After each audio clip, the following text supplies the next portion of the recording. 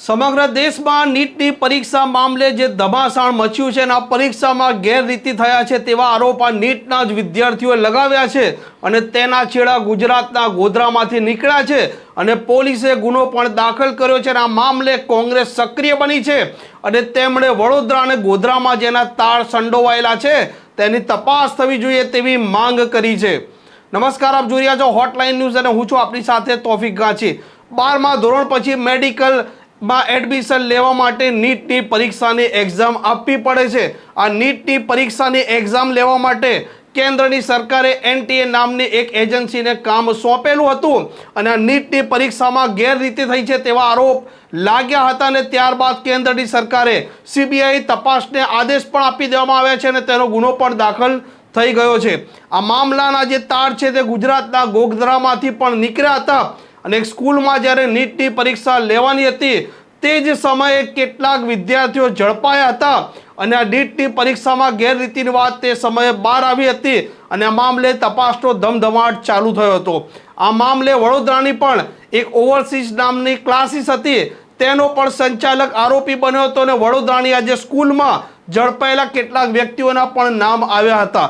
આ મામલે હવે કોંગ્રેસે મોટી માંગ કરી છે અને ઝડપાયેલા વ્યક્તિ દિલ્હી કેમ ગયા હતા તેવા સવાલો ઊભા કર્યા છે। શું કહી રહ્યા છે કોંગ્રેસના પ્રવક્તા મનીષ દોશી તે આપ સાંભળો। સમગ્ર દેશની અંદર મેડિકલ સહિતના અભ્યાસક્રમમાં પ્રવેશ માટે નીટના કૌભાંડના તાર ગુજરાતના ગોધરામાંથી જે રીતે જય જલારામ ઇન્ટરનેશનલ સ્કૂલમાં પેપરો લખાવવા બીજી ગોલમાલ કરવી ગેરરીતિનું આવ્યું ત્યારે સવાલ એવો ઉભો થાય કે 1000 કિલોમીટર દૂર આયા વિદ્યાર્થીઓ પરીક્ષા કેન્દ્ર કેવી રીતે ફાળવવા? પરીક્ષા કેન્દ્ર કોના કાળથી ફાળવણી? સ્કૂલના મુખ્ય ટ્રસ્ટી દીક્ષિતભાઈ પટેલ 12મી માર્ચના રોજ દિલ્હી જાય છે ત્યારે કોને કોને મળે છે? એમની મુલાકાત થઈ પછી કયા દિવસે જ્યારે પોર્ટલનો એક દિવસ ખાસ કિસ્સામાં વિન્ડો ખુલી 24,000 કરતા વધુ વિદ્યાર્થીઓ રજીસ્ટ્રેશન કરાયું, એમાંથી કેટલા ટોપર છે, કેટલા રેન્કમાં આવ્યા, કઈ રીતે ગોઠવણ થઈ। બીજી વખત વડોદરાથી પણ દિલ્હી જાય છે એક દિવસ માટે તાકીદની મુલાકાત, ત્યારે ક્યાં ક્યાં અધિકારી પદાધિકારીને મળે છે?